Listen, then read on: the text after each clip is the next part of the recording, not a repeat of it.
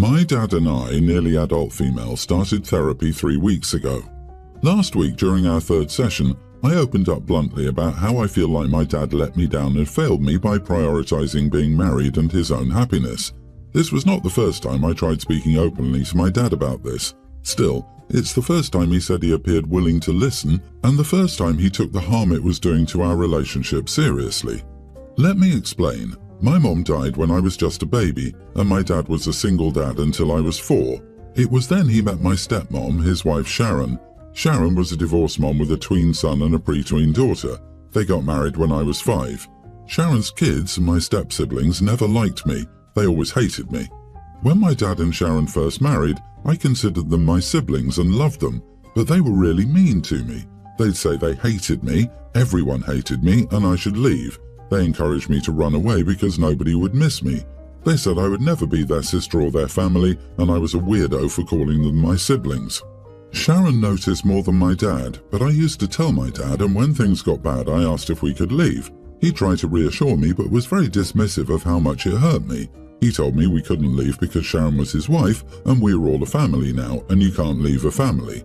Sharon only ever said anything when her kids made me cry. I have 2 half-siblings from my dad and Sharon. I was so excited when they were born, and I bonded with them. I loved helping and playing with them.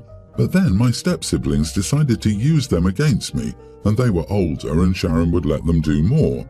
Eventually they told our half-siblings that if they wanted to do cool stuff with them, they had to say no to playing with me, and rejecting me became normal. My younger siblings would repeat a lot of what my step-siblings would say to me. This continued even after my step-siblings moved out because they would take our younger siblings out or visit them and bring gifts. For the year to year, I have been withdrawn and I stopped trying. I don't try to do anything with my younger siblings. I don't hang out with Dad like I used to, and my focus is on moving out. My dad started to notice late last year, and he sent me to a therapist and then decided family therapy was needed for the 2 of us. This is when last week happened. My dad looked really shocked at first and he was apologetic. After we got home, Sharon asked me why I had to be so hard on my dad. My dad and Sharon argued about it. I spent the rest of last week trying to be alone with my thoughts. Our next session is tomorrow. Sharon apologized for saying what she did but reiterated that I handled it badly. My dad tried to talk to me since the appointment, and I don't know how to talk to him anymore without our therapist. Am I the idiot? Not the idiot. It's bad enough that your dad and Sharon knew about your step-siblings bullying you, but the fact they didn't shut your step-siblings down when they played childish games with your half-siblings and manipulated them to be nasty to you as well tells me that they are bad parents. You have a right to be angry. Your dad is supposed to be your advocate and he failed you. Sounds like the stepmother is trying to shut OP down before her dad realizes A, the abuse from step-siblings was worse than he thought, and B, stepmother knew this and did nothing and was practically complicit.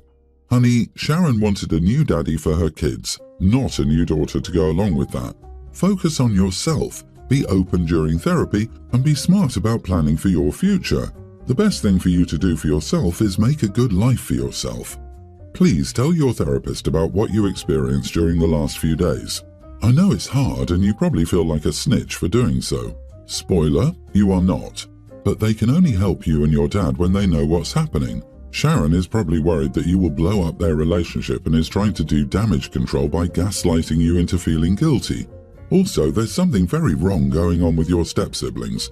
Either way, focus on moving out and living your best life. Good luck, kiddo.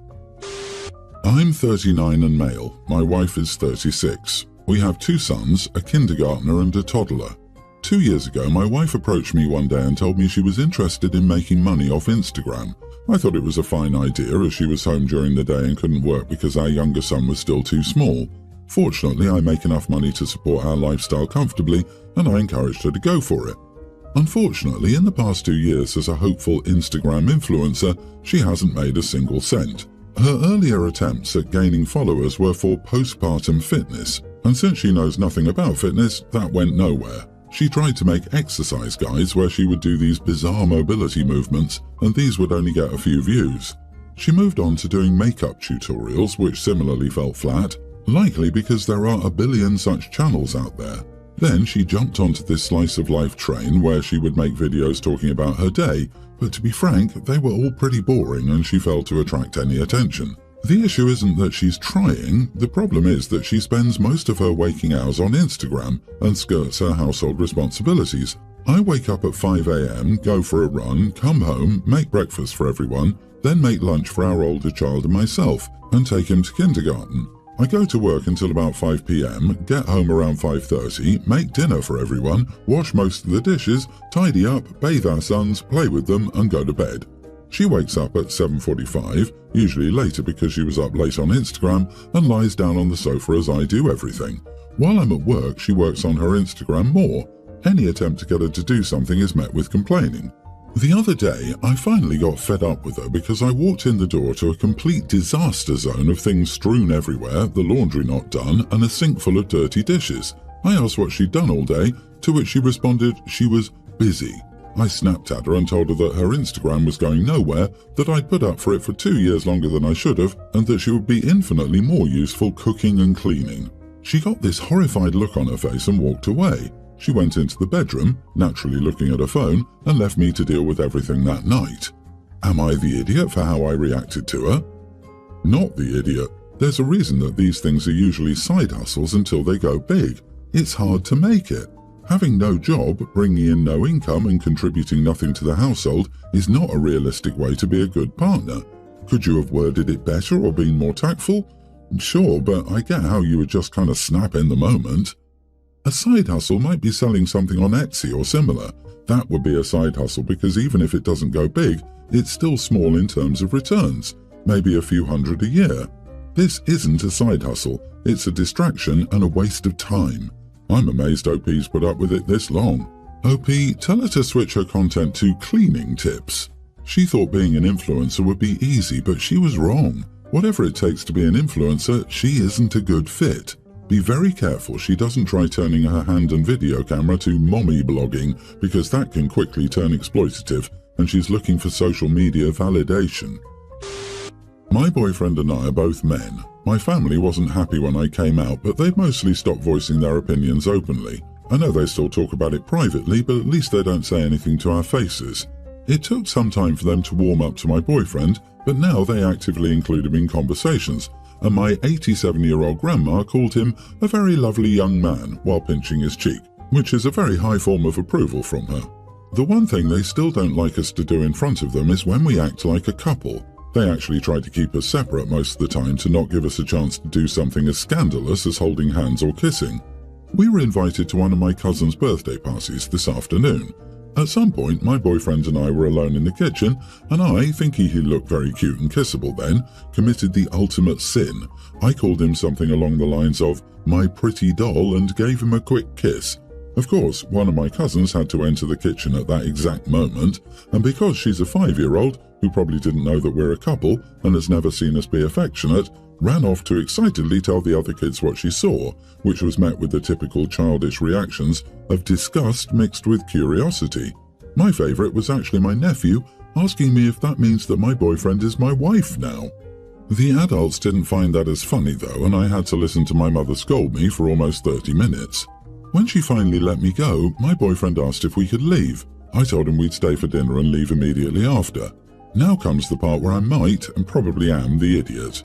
I made a point of holding my boyfriend's hand while we walked back to the table and asked one of my nieces if she'd switch seats so my boyfriend and I could sit next to each other. During dinner, I kept asking my boyfriend to hand me things on the table while addressing him by nicknames and giving him a peck on the cheek here and there. To say the mood was awkward would be an understatement. The adults mostly ignored us and glared at us every few seconds, while the younger kids kept giggling every time I called my boyfriend darling or sweetheart. My boyfriend was uncomfortable and barely looked up from his plate.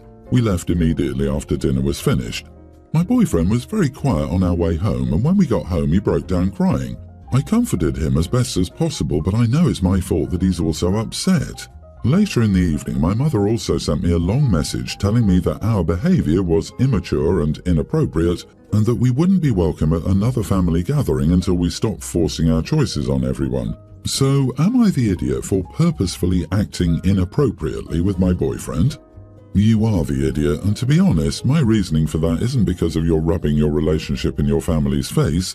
I feel like that's petty, although maybe understandable. It's because of what you put your boyfriend through. In trying to make a point to your family, you made him so uncomfortable and upset that he was driven to tears. That is absolutely no way to treat someone you're meant to care about. You should have left before dinner when he asked, or at least checked in with your boyfriend, see if he was comfortable with your plan, and absolutely stopped the minute you noticed his discomfort. I hope you've started apologizing profusely to him. He probably feels like crap for being used as a pawn in a game against your family. Yeah, your boyfriend is not your make my family angry prop. I hope he dumps your toxic butt. You need to lay off the hooch. It impairs your judgment. Forcing your partner to stay somewhere they were uncomfortable so you could make a spectacle of yourself is an idiot move all day, any day. Caring partners want to support their significant other, not to exploit them for their own amusement. At someone's birthday, no less. I didn't think this was a huge deal, but my friend was acting like I was 5 seconds away from causing the scandal of the century. So I moved to London a few months ago, and my friend, Eleanor from uni, was nice enough to introduce me to her group of friends since she grew up here. I spent a lot of time with her friends, and they're slowly becoming my friends. We spend most weekends together, and even took a spontaneous weekend trip to Spain last month. There's this guy in the group who's ridiculously attractive, but Eleanor warned me he wouldn't be interested when I first told her about my crush. She honestly made me think he was gay, and the way she said it, and he always ignores the female attention he gets on nights out, so I really did think he was gay. He also doesn't wear a wedding ring. He's never brought his wife when we go out, not even when we went to Spain. So I was shocked yesterday when I saw him walk over and touch a woman sitting with his best friend's wife. I asked one of the girls who she was, and she told me she was his wife. I was shocked, so I blurted out, "That's his wife?" I didn't mean anything bad about it, but my tone showed how shocked I was, and Eleanor misunderstood, so she told me to shut up. The girl I asked gave me weird looks, so maybe my tone wasn't what I intended. Eleanor dragged me away from the other girl to tell me not to say anything about his wife because supposedly he's ridiculously protective over her. The group would quickly turn against me if the guy thought I was saying something negative about his wife, which is super dramatic. I tried to explain I thought he was gay, and that's why I was shocked. But Eleanor thought I was lying, so she kept telling me to just be nice to his wife and not say anything bad about her because it would cause problems for her too. I really think she's being dramatic. It's not like I said she was ugly. I was just shocked he was married. During the night, Eleanor went out of her way to introduce me to his wife, but I didn't say much because Eleanor had made it so awkward for me that I didn't want to say the wrong thing. She was also really quiet, so it was hard to have a conversation with her, especially since her husband or his friend's wife were always hovering around her. Today, they're all hanging out and I wasn't invited. I don't know for sure if it was because of this, but it was. Am I the idiot? "That's his wife" equals "it's crazy that he would be with a woman who looks like that." "That's his wife" equals "you thought he was single or gay." OP, you are the idiot, and she's more beautiful than you can understand, and you don't stand a chance. I love it, haha, but the more tactful response is still, "He has a wife?" That's an exclamation of surprise at his marital status without mentioning her and creating a perceived slight. Any kind of "that's his wife" is a faux pas at best and a deliberate insult at worst. Really, anything that focused on the marriage instead of the wife would have been better.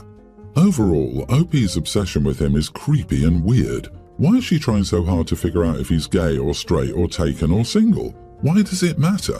Why does it matter to the point where she blurts out words when she sees his wife? She's being neurotic and weird. That's probably why everyone is acting wary of her. She's making it clear she's going to cause drama by overreacting to normal crap and overanalyzing everything. I'm a single mom to triplets, girls, teens. Usually for our birthdays, I give them $150 each to take their friends to dinner and they go to different restaurants. They want a big party with a DJ, a venue and lots of invites for their upcoming birthday.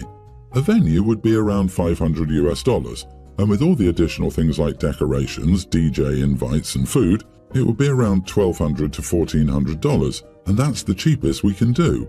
I can afford that once, but they want 3 individual parties, which would be over $4,000. I told them no, I couldn't afford $4,000 for a birthday party. I could throw 3 smaller parties, but it would be a considerable hassle deciding who gets to have the party on their actual birthday, as I can't plan 3 parties in one day.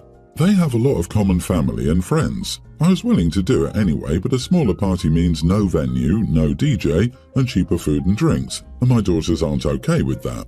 I tried explaining that I can't afford it, but they just told me to get an extra job. One of them is mad they can't have their own party. I told them the budget was $1,200 and they could figure out how to spend it. Should I get an extra job? Am I the idiot? Edit. Honestly, the main reason they act this way is because we were more well off before my husband left me. We could afford to throw our kids individual parties previously, and now that we can't anymore, they're angry. Not the idiot, but you definitely messed up raising your daughters. How can you be that entitled? Even $1,200 is a lot.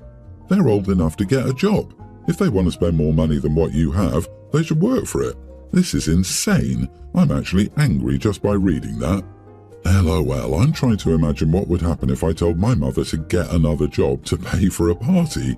Not only would my party be cancelled, but I'm pretty sure my phone, TV, hot water and anything else she paid for would be gone until I grovel for forgiveness. She certainly wouldn't be saying, "Oh, you'll just have to make do with over $1,000. Yeah, I'd be living in the chicken coop. LOL. My parents didn't spend $1,200 in total for all our birthday parties, and I'm one of 6 kids. $1,200 for one party is insane. OP, I'm sorry, but it shows that you both failed at parenting them. I don't know the whole story. I don't know when your husband left. I didn't come from a well-off background, but I do have friends and family who have entitled children who grew up to be well-rounded teenagers and adults. Well-rounded children who were taught the value of money and work early on.